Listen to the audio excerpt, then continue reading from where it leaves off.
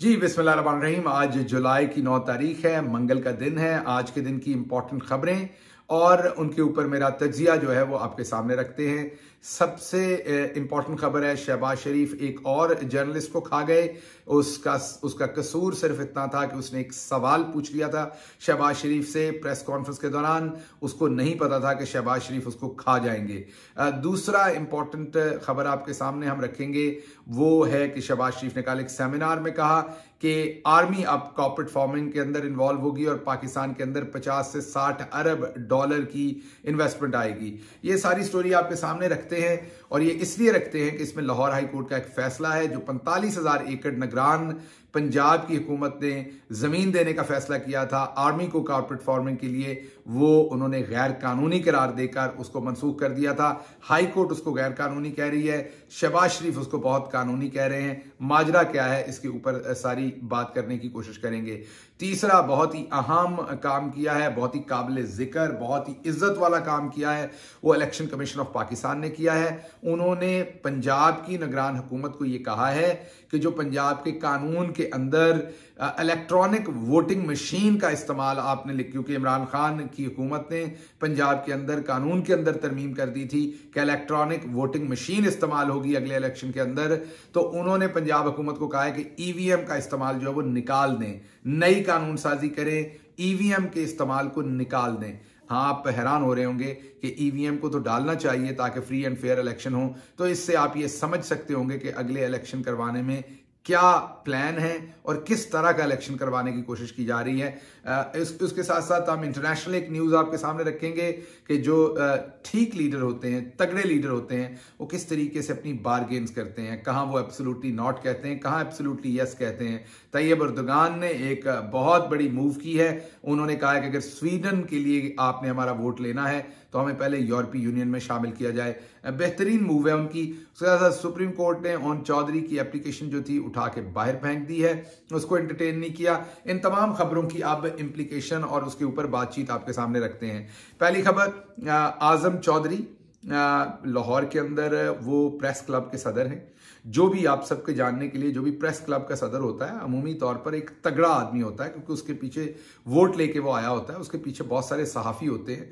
वो हड़ताल करवा सकता है इदारों के अंदर, अखबारों में हड़ताल करवा सकता है, टेलीविजन में करवा सकता है। वो वकला जिस तरीके से बाहर निकल के एहतजाज करते हैं, प्रेस क्लब के जो लोग होते हैं ये भी इसी तरीके से बाहर निकल के एहतजाज कर सकते होते हैं, क्योंकि इनके पीछे सहाफ़ी होते हैं बहुत सारे। तो आजम चौधरी साहब को शायद ये गलतफहमी थी, हमारे दोस्त हैं, अच्छे आदमी हैं वो, उनको पता नहीं बेचारों को ये गलतफहमी थी कि वो प्रेस क्लब के सदर हैं लाहौर के, इसलिए वो सवाल पूछ सकते हैं। एक सवाल ऐसा जो आवाम जानना चाहती है, वो सवाल शहबाज शरीफ से वो पूछ सकते हैं। सवाल क्या था? सवाल उनका ये था कि आप हमेशा कहते हैं हम फ्रीडम ऑफ स्पीच को की तरवीज करते हैं, और उसी प्रेस कॉन्फ्रेंस के अंदर जिस प्रेस कॉन्फ्रेंस में ये सवाल हुआ उससे थोड़ी देर पहले शहबाज अब वहां पर इसहाक डार बड़के मार रहे थे कि आप देखिए हमारी हुकूमत ने कितनी फ्रीडम दी है प्रेस को और कितना आपको आज़ाद माहौल दिया हमने काम करने के लिए। पता नहीं आजम चौधरी साहब इस बात को वाकई सीरियस ले गए और उन्होंने एक दबंग किस्म का सवाल कर दिया, और सवाल ये था कि आप कहते हैं कि हम फ्रीडम ऑफ स्पीच के दाई हैं, तो आप ये सहाफ़ियों के ऊपर जो पाबंदियां हैं, इमरान रियाज अंदर है, खुल के सवाल नहीं करने दे रहे, किसी का नाम नहीं लेने दे रहे टीवी पे, कुछ और नहीं करने दे रहे, तो ये सहाफ़ियों के ऊपर पाबंदियां कब खत्म होंगी? ये इतना सवाल था। उनको क्या पता था उसके बाद उनके साथ क्या होना है। वहां से वो बाहर निकले हैं सवाल करने के बाद। थोड़ी देर के बाद वो जिस टीवी के ऊपर बैठ के तबसरा करते थे, प्रोग्राम करते थे पाकिस्तान टेलीविजन के ऊपर, उनको वहां से इंफॉर्मेशन मिली कि अब हमें आपकी ज़रूरत नहीं है, आपको जो भी इसके पैसे मिलते थे, जो भी आपकी तनख्वाह थी वो ख़त्म, आपका काम ख़त्म, आजम चौधरी साहब आपकी ज़रूरत नहीं है। तो आजम चौधरी साहब ने पता नहीं बेचारों ने अपने ज़मीर से जो है उसकी आवाज़ के ऊपर सवाल पूछा, पता नहीं उनका जो ओहदा था सदर का प्रेस क्लब के, उसकी वजह से सवाल पूछा, या उन्होंने इसहाक डार के वो आगे धोखे में जिन्होंने कहा कि हम देखें हमने इतनी कितनी फ्रीडम दे दी है प्रेस को, तो बहरहाल उनको निगल गए, उनकी नौकरी को निगल गए, उनके करियर को निकल गए शहबाज शरीफ। और इसके साथ साथ आपको पहले ही पता है कि अभी तक इमरान रियाज अंदर है। ये हमें बड़ी हतमी खबर दी गई थी कि उनको फौरी तौर पर अब बाहर अगले 1-2 दिन के अंदर निकाला जा रहा है, लेकिन अब शायद उसको फिर चंद दिन के लिए डिले किया है। मकसद सिर्फ यही है कि आवाजें बंद रखी जाएं। उन्होंने तो जो चले बाहर आके बोलना या नहीं बोलना, उनको अंदर रख के दूसरे तमाम सहाफियों को डरा के रखा जाए ताकि वो बात ना कर सकें। तो उनको छोड़ने का जो अमल था, जो आज से हम 3 दिन पहले एक्सपेक्ट कर रहे थे कि उनको छोड़ दिया जाएगा, वो अब शायद 1-2 दिन 4 दिन और उनको एक्सटेंड किया जा रहा है। ये तो उनके बारे में खबर है। उसके अलावा बाकी सहाफियों के ऊपर जो हालात चल रहे हैं वो आपके सामने ही हैं। कहीं पर तस्वीरें धुंधली आ रही हैं तो कहीं पर आपके सामने सहाफियों को ही खा जाते हैं शहबाज शरीफ। तो ये फाशिस्ट हुकूमत जो है, ये कुछ नया नहीं है जो ये कर रहे हैं, ये बहुत दिनों से ये कर रहे हैं। हमारी दूसरी जो खबर है बहुत इंपॉर्टेंट है, वो कॉर्पोरेट फार्मिंग की है। आपको पता है कि पाकिस्तान के अंदर 2 ही चीज़ें हैं जिनसे हम कुछ ना कुछ, 3 चीज़ें जिनसे हम पैसे कमाते हैं।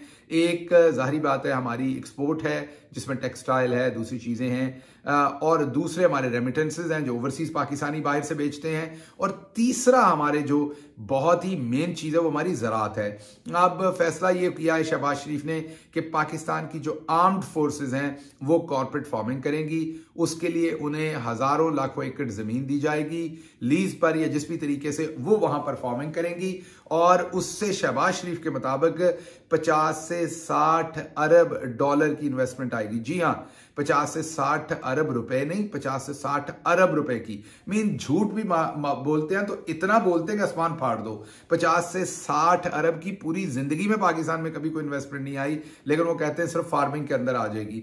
अच्छा, इसमें थोड़ी सी रोशनी डालते हैं सारी चीज के ऊपर। ये जहन में रखिए कि चंद हफ्ते पहले पंजाब की जो निगरान हुकूमत है, उन्होंने 45,000 कुछ 100 एकड़ जमीन जो थी वो आर्म्ड फोर्सेस को कॉर्पोरेट फार्मिंग के लिए देने का फैसला कर लिया। उस पर शहरी हकूक की कुछ एनजीओज, उन्होंने जाकर उसको हाई कोर्ट के अंदर चैलेंज किया और कहा कि निगरान हुकूमत के पास ऐसा कोई इख्तियार नहीं है, जिसके ऊपर हाई कोर्ट ने वो पूरा केस सुना। और उसके बाद उन्होंने कहा कि जो 1954 का एक्ट है आर्मी का, उसके मुताबिक आर्मी को कोई भी सूबाई हुकूमत इस तरीके से जमीन नहीं दे सकती, क्योंकि फार्मिंग तो उनका काम नहीं है, उनका काम तो दूसरा है। तो वो फैसले को गैर कानूनी करार देते हुए उड़ा दिया गया, उसको कैंसिल कर दिया गया उस परमिशन को। अब आप देख रहे हैं कि एक तरफ हाई कोर्ट उसको जो है वो खत्म कर रहा है उस परमिशन को, और दूसरी तरफ जो शहबाज शरीफ हैं वो सेमिनार करके उसका ऐलान कर रहे हैं। अब मेरा सवाल ये है कि अगर हमने शुक्र अल्हम्दुलिल्लाह, माजरत माफ कीजिएगा, अगर हमने कॉर्पोरेट फार्मिंग के थ्रू फार्मिंग को और एग्रीकल्चर को बेहतर करना है, तो सबसे पहले जो करने वाले काम हैं वो आर्म्ड फोर्सेस के हों या दूसरे इदारों के। इसमें एक बात तो ये जहन में रखिएगा कि इसमें मैं जितनी भी डिबेट कर रहा हूं या तनकीद कर रहा हूं, ये आर्म्ड फोर्सेस के ऊपर नहीं कर रहा या कॉर्पोरेट फार्मिंग के ऊपर नहीं कर रहा। ये दोनों बड़े अच्छे आइडियाज हैं। मैं एक इंटेलेक्चुअल बात करने की कोशिश कर रहा हूं कि क्या इसमें वाकई ही किसी ना किसी किस्म के रिजल्ट आने के चांसेस हैं। मुझे ये लगता है फिक्री तौर पर कि इसमें चांसेस नहीं है, क्योंकि आप लाहौर के इर्द गिर्द, मुल्तान के इर्द गिर्द, वो भले बहरिया टाउन हो, भले डीएचए हो, डिफेंस हाउसिंग अथॉरिटी, आपने बहुत ही जरखेज जमीन जिसके ऊपर लाखों टन अनाज होता था, पैदा होता था, वो तो आपने बेच दी प्लॉट काट काट के। उस पर तो कमर्शियल प्लाजे बन गए और प्लॉट बन गए। उसके ऊपर तो मैं आपको एक और भी दास्तान सुनाऊंगा कि एक साहब अमेरिका से गए, पाकिस्तान के अंदर तेल निकालना चाहते थे। उनका एक्सपीरियंस है बहुत ज़्यादा तेल निकालने का, पूरी दुनिया में ये नीचे से ज़मीन से तेल निकालने का। तो वो वही इन्वेस्टमेंट लेकर वहाँ गए, प्राइम मिनिस्टर इमरान खान को मिले। जब वहाँ से मिलके वो वापस आने के लिए कराची पहुँचे थे तो जनरल बाजवा साहब को पता चल गया कहीं से कि वो इस काम के लिए आए हैं, और इमरान खान साहब ने उन्हें कहा कि बिल्कुल लाएं इन्वेस्टमेंट और पाकिस्तान के अंदर तेल निकालें। तो बाजवा साहब ने उनको कराची से वापस बुलाया मिलने के लिए और उन्हें कहा कि आप बड़ा अच्छा काम कर रहे हैं, बड़े अच्छे इंसान हैं। इधर उधर की सारी बात करके उन्हें चाय शाय पिलाई। सब कुछ करने के बाद उन्होंने आखिर पर उन्हें कहा कि ये तेल वाला काम छोड़ें, हम आपको प्लॉट देते हैं, उसमें प्लाजे शलाजे बनाएं, ये बड़ा अच्छा काम है। तो कहने की बात मेरी ये है कि यकीनी तौर पर जो अभी इस टाइम जो लीडरशिप है पाकिस्तान आर्म्ड फोर्सेस की, वो यकीनी तौर पर पाकिस्तान को आगे लेके जाना चाहते होंगे, यकीनी तौर पर पाकिस्तान के अंदर इन्वेस्टमेंट करना चाहते होंगे, लेकिन उन्हें पहले एहतसाब करना पड़ेगा अपने इदारे के साथ भी और बाकी भी जो पाकिस्तान के बाहर हुआ वो अदालतें करेंगी, हुकूमत करेगी।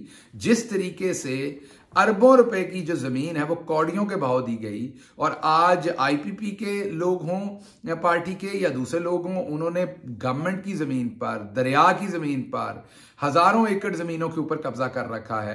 दूसरी तरफ हमने देखा मुल्तान के शहर की एग्जांपल ले लें, उसके इर्द गिर्द इतनी जरखेज जमीन थी जिसमें आम के बागात थे, जहां पर गंदम होती थी, उसको काट काट कर उन सारे बागात को वहां पर डीएचए बन गया, दूसरी सोसाइटीज बहुत सारी प्राइवेट बन गई।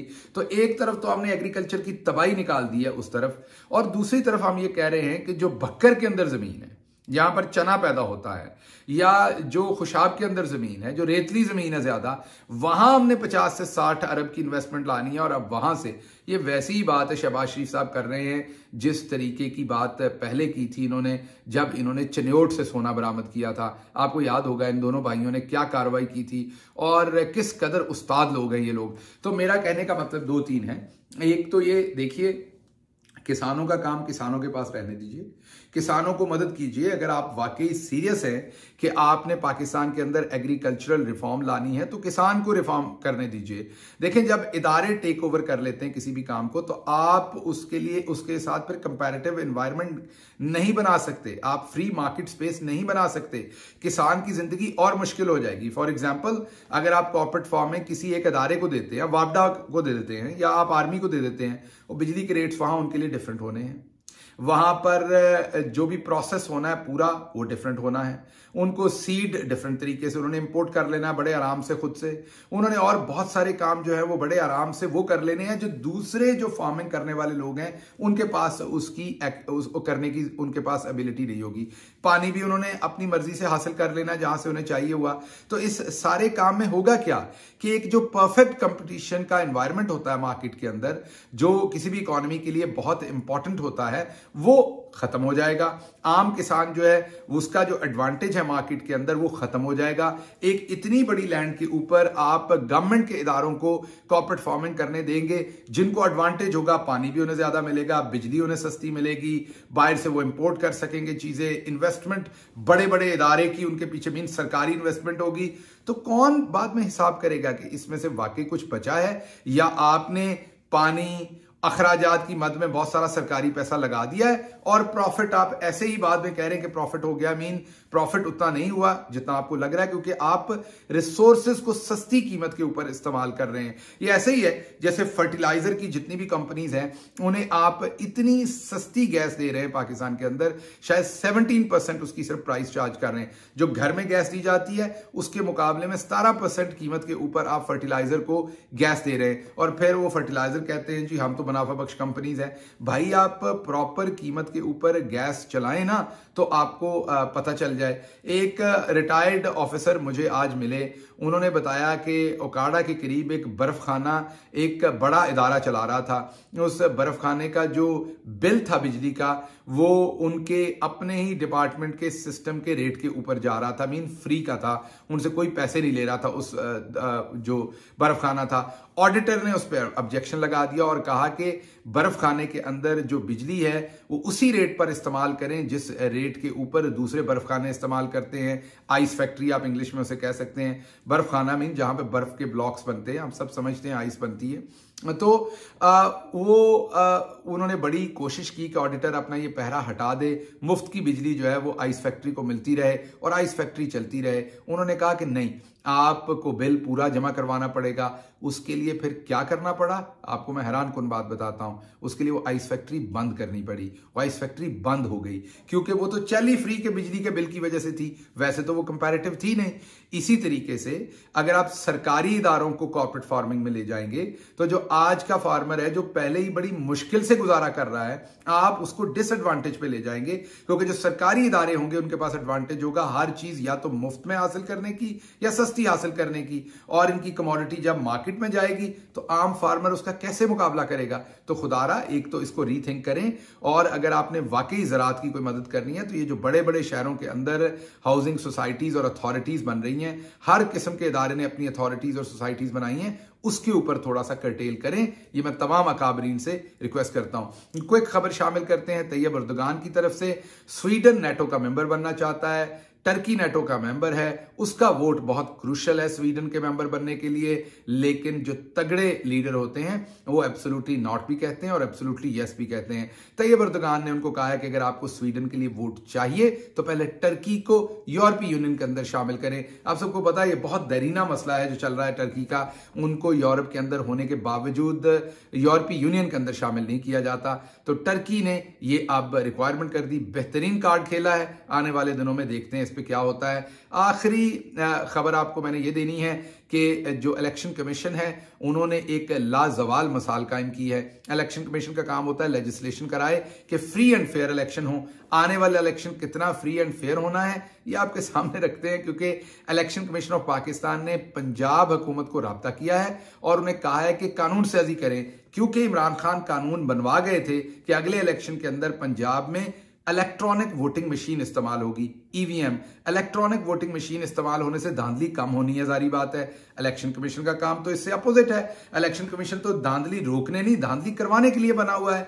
और इलेक्शन कमीशन ने अब पंजाब की हुकूमत को फॉर्मली ये कह दिया है कि नई कानून साजी करें और ईवीएम को निकाल दें। मीन अगला इलेक्शन ईवीएम के बगैर होगा। तो आने वाला जो नया इलेक्शन है उसमें क्या होने जा रहा है ये आप खुद ही सोच लीजिए, क्योंकि अगर इलेक्शन कमीशन जो है वो ईवीएम को निकाल रहा है तो फिर मेरा ख्याल उन्होंने प्लान बना ही लिया कि उन्होंने इलेक्शन किस तरह का करना है। तो अगर इस तरह का इलेक्शन कराना है तो क्या जरूरत है, सिलेक्शन करें, पर्चियां डालें, नाम निकालें, उसमें से एक को एमएनए बना दें, को एमपीए बना दें, को वजीर आजम बना दें। इतना तरद्दद, इतना लोगों को तकलीफ देने की क्या जरूरत है।